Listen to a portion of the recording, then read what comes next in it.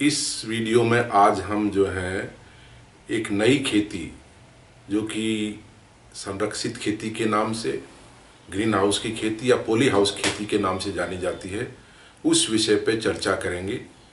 अक्सर हम जब बात करते हैं संरक्षित खेती, पॉली हाउस या ग्रीन हाउस की खेती की, तो ये आपस में मिलते जुलते शब्द हैं और इनका बड़े तौर पर एक ही उद्देश्य है। तो ऐसी खेती जो ये आधुनिक खेती है, आज हमारे बहुत सारे किसान देश के विभिन्न क्षेत्रों में इसको अपना रहे हैं और ख़ास करके जो युवा हैं, पढ़े लिखे युवा हैं, शिक्षित युवा, वो भी इस प्रकार की खेती को विभिन्न क्षेत्रों में अपना रहे हैं। तो इस विषय में जब बात करते हैं इस प्रकार की खेती को करने की, संरक्षित खेती को या ग्रीन हाउस या पॉली हाउस की खेती को, इसकी बारे में ये जानना जरूरी है कि आवश्यकता क्यों है इसकी, इसके मुख्य उद्देश्य क्या है इस प्रकार की खेती करने के।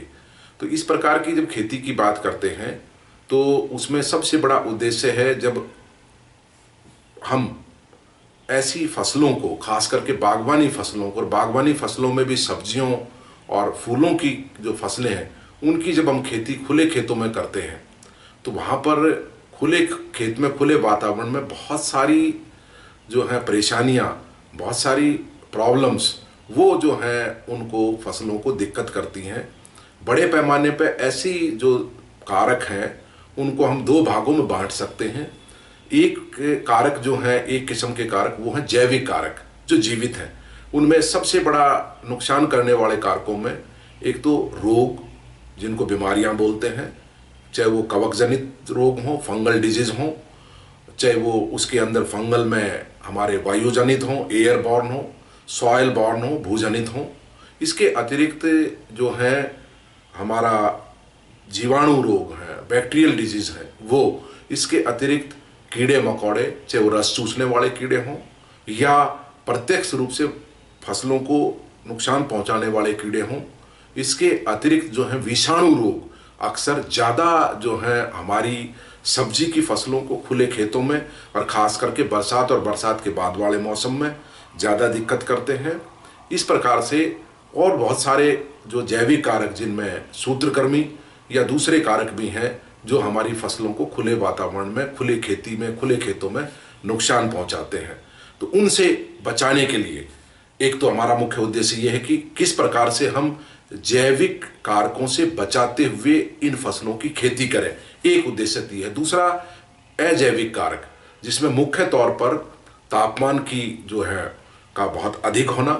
गर्मी के दिनों में टेम्परेचर जो है, तापमान वो 40 डिग्री, 45-46 डिग्री से ऊपर चला जाता है, और सर्दी के दिनों में उत्तर भारत के मैदानों में कई भागों में टेम्परेचर जो है वो 0 डिग्री या माइनस में भी चला जाता है। तो इस प्रकार से दोनों तरफ जो एक्सट्रीम्स हैं वो फसलों को नुकसान पहुंचाती हैं। एक ऑप्टिमम टेम्परेचर की रिक्वायरमेंट होती है इस प्रकार की बागवानी फसलों को। वो टेम्परेचर की रेंज जो है वो 14-15 डिग्री से लेकर 28-30-32 डिग्री, 35 डिग्री तक हो सकती है, फसलों के ऊपर निर्भर करता है। इस प्रकार से हवा में जो आर्द्रता है, जिसको रिलेटिव ह्यूमिडिटी कहते हैं, वो जो है हवा में नमी, वो भी बहुत दिक्कत करती है। जब वो बहुत ज़्यादा होती है, मान लिया हवा में नमी बरसात के मौसम में लगातार 80-85%, 90% से ऊपर होती है, तो बहुत सारी जो बीमारियां हैं उनको बुलावा देती है, आमंत्रण देती है। इसी प्रकार से गर्मी के महत्वपूर्ण महीने मई और जून के अंदर जो रिलेटिव ह्यूमिडिटी है, जो आर्द्रता है, वो इतनी कम हो जाती है कि वो 40%, 30%, इवन 20% से भी नीचे आ जाती है, तो भी वो फसलों को भारी नुकसान पहुंचाती है। इसी प्रकार से जो है आपका लाइट की, प्रकाश की तीव्रता की, कितनी धूप है, तेज कितनी है धूप, तो ऐसी, क्योंकि पौधों को, फसलों को खाना बनाने के लिए प्रकाश संश्लेषण की प्रक्रिया करनी पड़ती है, और उसके लिए एक ऑप्टिमम लेवल, एक उपयुक्त लेवल पर, स्तर पर जो है ना, उनको प्रकाश की आवश्यकता होती है। लेकिन आप देखते होंगे कि उत्तर भारत के मैदानों में, दिल्ली के आसपास के जो राज्य हैं, उनमें सर्दी के दिनों में जो है प्रकाश की जो तीव्रता है, जो लाइट इंटेंसिटी है, वो इतनी कम हो जाती है कि इस प्रकार का जो प्रकाश संश्लेषण की प्रक्रिया हमारी फसलें पूरी नहीं कर पाती। इसी वजह से उनकी उपज, उनकी गुणवत्ता पूरी नहीं मिल पाती। तो इस प्रकार से एक ऑप्टिमम लेवल लाइट का, लेकिन दूसरे भागों में जाएंगे तो वहाँ बहुत तेज रहेगी धूप। तो ये चीज़ें, इसके अतिरिक्त अजैविक कारकों में ओलावृष्टि भी हो सकती है, धूल भरी आंधियां भी हो सकती हैं, हवा की तेज गति भी हो सकती है। तो इस प्रकार के जो ये कारक हैं, पाला पड़ना, ये जो है कारण हो सकता है। तो जब हम किसी फसल को या फसलों को, खास करके बागवानी फसलों को, खुले खेतों में अंदर वो जो है, जो ये दिक्कत आती है उनको, ये जैविक और अजैविक कारकों की, उससे बचाते हुए जब उसकी खेती करते हैं, उसी को हम बड़े तौर पे संरक्षित खेती कहते हैं। लेकिन संरक्षित खेती का एक तो ये तो उद्देश्य हुआ और आवश्यकता हुई।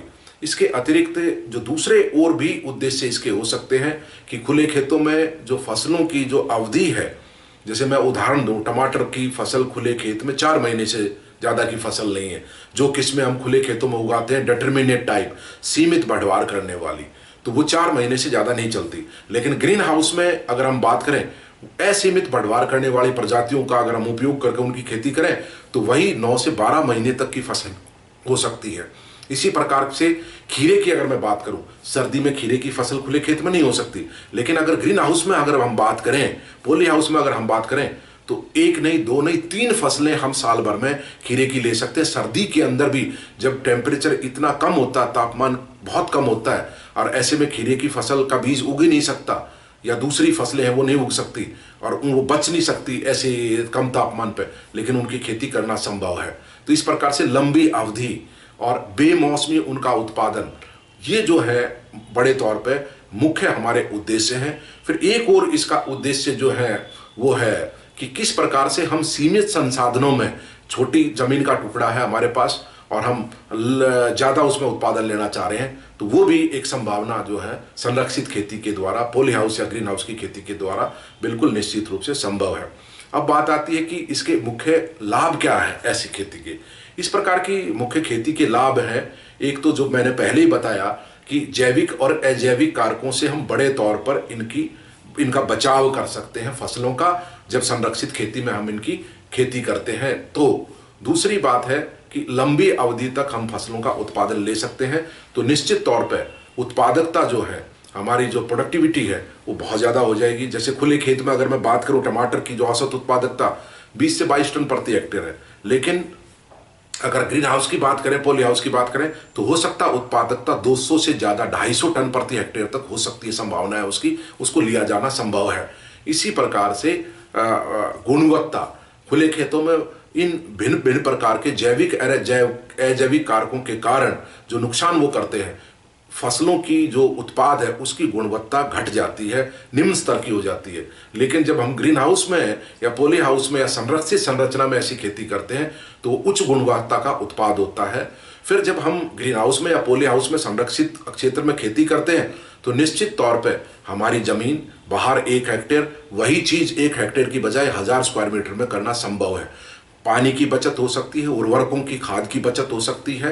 तो इस प्रकार से और इसका लाभ है कि यहाँ पर जो है हम उच्च बाजार के लिए जो है ना उत्पाद पैदा कर सकते हैं, जो ज़्यादा, जहाँ पैसे वाले लोग रहते हैं, ज़्यादा पैसा अर्जित इससे हम कर सकते हैं, इस प्रकार की खेती करके, उच्च गुणवत्ता के उत्पाद करके, बेमौसमी खेती करके। तो इस प्रकार से ये इसके मोटे तौर पर ज़्यादा ये फायदे हैं संरक्षित खेती के।